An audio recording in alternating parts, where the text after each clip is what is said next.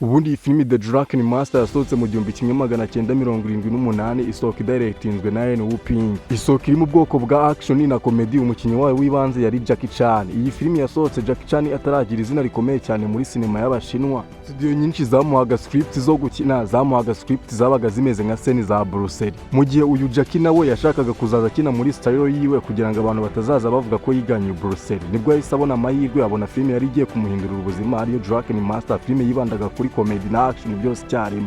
Igihe bari bagiye gukora iyi filimi, director wayo Wu Ping yarabizi ko azahura na kiriya kibazo cyo gukina ziriya scene zo gusinda. Ziriya scene zo gusinda nyinshi zagombaga gukinwa na Jackie Chan na Samusindi. Ziri muri scene zabagoraga ku rwego rudasanzwe kubera ko bazikoragamo amariteke menshi kugira ngo zizabe zigaragara nk'izanyazo. Kugira ngo ukomeze wumve ukuntu izi scene zabagoraga, iyo bajyaga kuzishutinga Jackie Chan babaga bamubwiye uburyo ari buze kwitwara nk'uwasinze n'ibice by'umubiri w'umuntu bahanganye isegonda ari buze kubikubitiraho kandi bikagaragara nk'ibyanyabyo koko nk'umuntu wasinze. Iyi filimi ikimara gusohoka, bamwe mu bamoxi bazira tekiniki ya martial art baratangaye cyane uburyo Jackie Chan yayikinye neza akazaza yibuka no guhumeka. Tekinike ya martial art ni tekiniki gusabwa gukorana ibintu imbaraga n'umuvuduko mwinshi ku buryo akenshi abantu barimo kubikora bibagirwa guhumeka. Uyu Jackie Chan we yarabikoraga akazaza yibuka no guhumeka, bimwe mu bintu byatumye iyi filimi ikundwa ku rwego rudasanzwe. Ikindi kandi utaruzi, ziriya scene Samusinda barimo gutoza Jackie Chan, ziriya scene bazishutinze bya nyabyo, buriya bubabare Jackie Chan yabunyuzemo koko bya nyabyo. Bimwe mu bintu bituma Jackie Chan yubahwa muri kiriya gihugu cy'Ubushinwa nuko amasitandi yiwe yose ayikorera kandi akayakora bya nyabyo. Niba warabonye iyi filimi The Drunken Master, wabonye ko Samusindi mu gihe barimo gutoza Jackie Chan amutoza mu buryo bukomeye.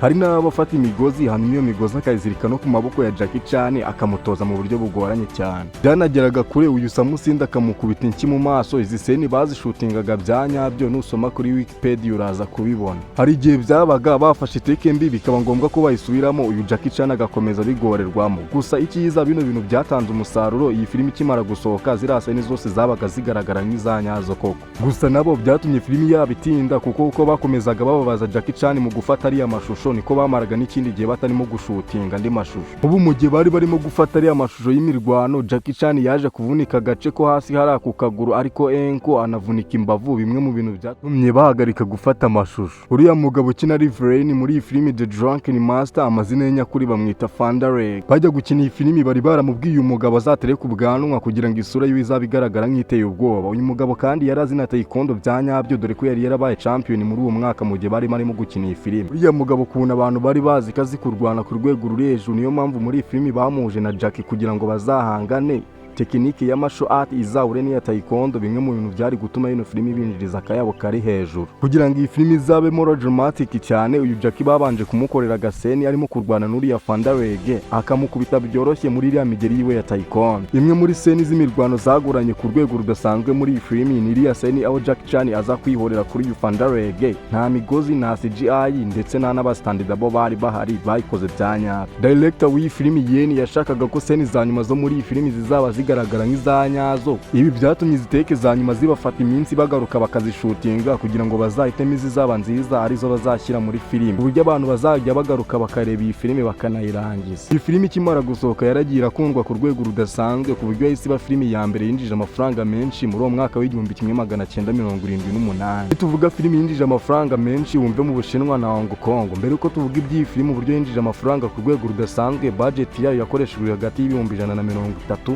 n'ibihumbi 150 byose by'amadolari. Muri iki gihe na filimi za martial art zakoreshwaga budget nyinshi, dore ko muri iki gihe filimi za martial art zabaga zihagazeho zigatwara budget nyinshi. Iyi filimi ikimara gusohoka yahise ikuma inshuro 6 zayo bayishoyemo, yahise yinjiza $1 n'ibihumbi 300 byose by'amadolari. Muri uyu mwaka w'1978 aya mafaranga yari menshi. Gusa ikibabaje, uriya musaza wafashije Jackie Chan muri iyi filimi umwaka wahise ukurikiraho yahise yitaba Imana. Yitabye Imana afite imyaka 36 afazize heart attack muri Hong Kong. Indi filimi yahinduye ubuzima bwa Jackie ku rwego rudasanzwe ni Who Am I yasohotse mu 1998. Impamvu iyi filimi yakunzwe cyane ku rwego rudasanzwe nuko yakunzwe mu bihugu byo mu Burayi na Leta Zunze Ubumwe za Amerika. Igitangaje kuri iyi filimi, umukinnyi wayo w'ibanze ari we Jackie Chan ni nawe wari director w'iyi filimi. Yasohotse iri mu bwoko bwa action, comedy na mystery. Mu gushutinga iyi filimi, scene nyinshi bazishutingiye muri South Africa, ari ziriya scene Jackie Chan ubona bari mu cyaro. Izindi scene bazishutingiye muri kiriya gihugu cya Netherland, ari ziriya scene ubona Jackie Chan aba yirukanka ku nzu agendera ku birahure. Niyo uvuze kuri stand zibe byose muri filimi za Jackie, abantu benshi bumvira stand yakoze ari kwirukanka hejuru y'inzu, dore ko bayishutinze bya nyabyo. Bajya kuyishutinga na green screen, aba double stand cyangwa camera tricks bigeze bakoresha, Jackie Chan yayishutinze bya nyabyo. Iyi scene bajya kuyishutinga Jackie ari kwirukanka ku nzu ya Mastroni, inzu ifite metero 165 zose. Kugira ngo bamushutinge bamwambitse utugozi tutagaragara, hanyuma yirukanka kuri iyi nzu bya nyabyo, kandi ibi byose yabikoze inshuro ebyiri, dore ko bafashe take ebyiri zose. Barabanje bamufata scene iri wide kugira ngo azaba agaragara wese arimo kwirukanka kuri iyi nzu,